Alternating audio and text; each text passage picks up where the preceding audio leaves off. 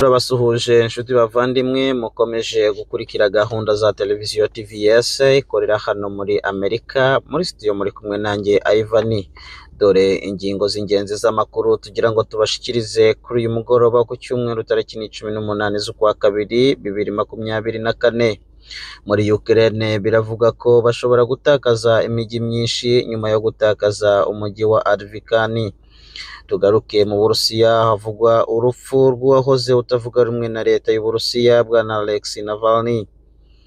Muri Israel biravuga yuko Israel yatanze umunsi ntarengwa wo gushobora kugaba ibitero mu gace ka Rafah mu gihe ubusabe bwabo butazoba bwasubijwe.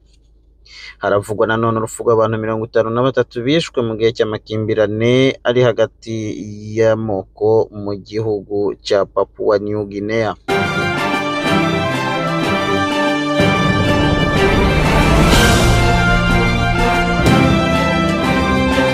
Amakuru yacu tuyahere muri Repubulika Iharanira Intwaro Rusange ya Kongo, aho uyu munsi inama y'ibihugu nyafurika yarangiye mu gihugu cya Ethiopia ndetse bakaba barize cyane ku kibazo cya Kongo.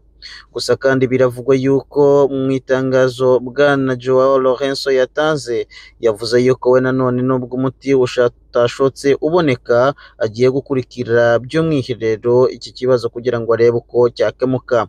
Yavuze ko agiye kuzaganiriza bwana Kisegeti ndetse na Perezida Paul Kagame w'u Rwanda kugira ngo barebere hamwe uko ikibazo cy'intambara cyarangira muri Kongo y'Uburasirazuba. Tukivuga mu burasirazuba nanone bwa Kongo biravuga ko hari abantu 15 bishwe muri iyi weekend ndetse bakaba bishwe n'umugwi wa Kodeko mu gace ka Juru aho turi muri Ituri mu majyaruguru ya Kivu. Ibi rero bikaba byavuzwe uyu munsi ku cyumweru ko ndetse iyo mirambo yaje kuba yagarurwa mu mihana igaruwe n'ingabo za Kongo ndetse bifashishije MONUSCO.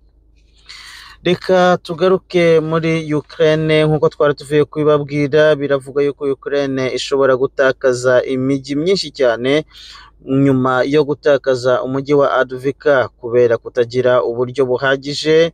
Uyu mujyi warafashwe kuwa gatanu mu cyumweru gishize, ukaba ubaye uwa kabiri nyuma ya Donetsk kuva mu kwa 2023. Biravuga yuko uyu mujyi wahoraga nanone ushaka gufatwa n'ingabo z'Uburusiya ariko ntibikunde. Muri uku kwezi rero bikaba byaje kurangira uyu mujyi uguye mu maboko y'ingabo z'Abarusiya.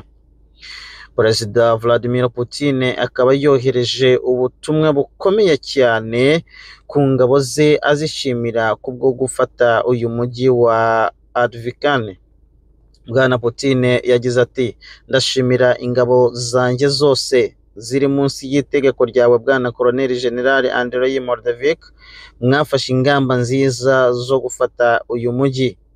Gusa kandi tubibutse yuko nanone nubwo uyu mujyi wafashwe biravuga yuko muri iyi weekend yo ku itariki 18 ingabo za Ukraine zashoboye gushyira hasi indege enye z'intambara z'Uburusiya.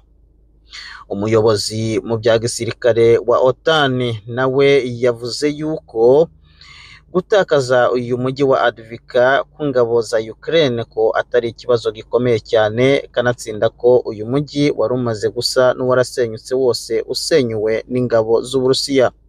Yavuze ati, mu magambo make gusa ya gisirikare twavuga yuko ari small loss cyangwa se gutakaza ibidafite agaciro.